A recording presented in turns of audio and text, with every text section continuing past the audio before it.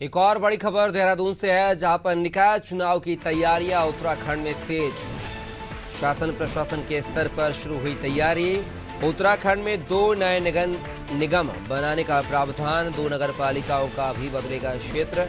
उत्तराखंड में नगर निगम की संख्या पहुंची 11 है। तो ये बड़ी खबर देहरादून से है, जहां पर आगामी निकाय चुनाव की तैयारियां तेज हैं। और ज्यादा जानकारी के साथ हमारे उत्तराखंड के bureau head Sonu Singh phone line पर बने हुए हैं।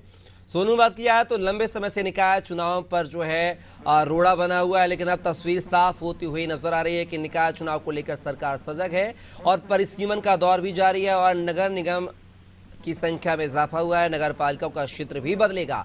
आखिर क्या कुछ जानकारी इस खबर को लेकर?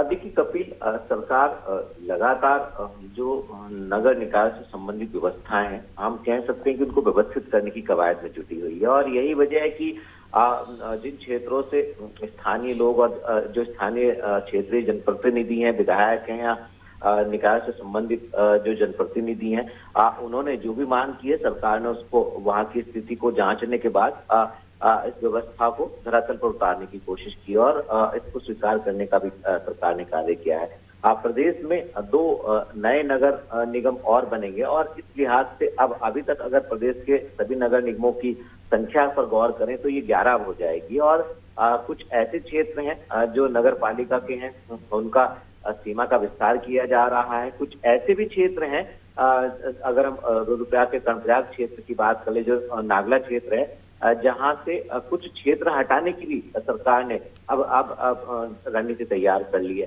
तो इसकी व्यवस्था कैसे व्यवस्थित हो सकती है आने वाले समय के लिहाज से, इसको हम चुनाव से जोड़ करके देख सकते हैं कि शासन, सरकार के और नगर निगम के स्तर पर जो है वो जो शासकीय व्यवस्थाएं हैं, उनकी तैयारी हम इसको इस रूप में देख सकते हैं। इसके अलावा राजनीतिक तौर पर भी जो राजनीतिक पार्टी है वो तैयारी कर रही है और जो राज्य निर्वाचन आयोग है वो भी इस कवायद में जुटा हुआ, क्योंकि उत्तराखंड निकायों के बोर्ड का जो कार्यकाल है वो बीते 2 दिसंबर को समाप्त हो चुका है। और तब से लेकर अभी तक जो जिलाधिकारी हैं संबंधित नगर निगम क्षेत्रों के, जिन जनपदों के जिलाधिकारी हैं, उनको बतौर प्रशासक उनको जिम्मेदारी दी गई है। और ये अक्सर चर्चा का विषय बना रहता है उत्तराखंड में निकाय के चुनाव को लेकर के, और ये मामला कोर्ट तक पहुंच गया है। कोर्ट ने भी 20 अगस्त तक सरकार से पूरी स्थिति स्पष्ट करने के लिए कहा। एक नहीं बल्कि कई जनहित याचिकाएं कोर्ट में दायर हो गई हैं। हाई कोर्ट की हम बात कर रहे हैं।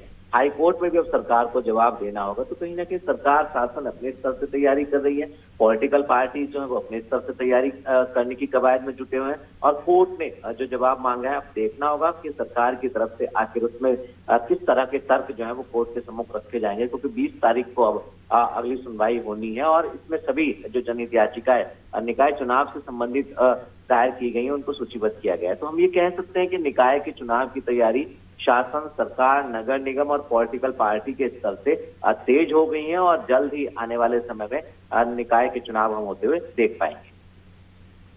चलिए सोनू, आप हमारे साथ बने रहिएगा, आगे भी आपसे जानकारी लेंगे। तो एक खबर उत्तराखंड से थी, जहां पर निकाय चुनाव को लेकर जो है सुबुगाहट तेज हो गई है। पॉलिटिकल पार्टी के साथ साथ जो है न्यायालयीन प्रक्रिया भी बाकायदा जारी है। तो बहुत जल्द जो है उत्तराखंड में चुनाव हो सकते हैं निकाय के।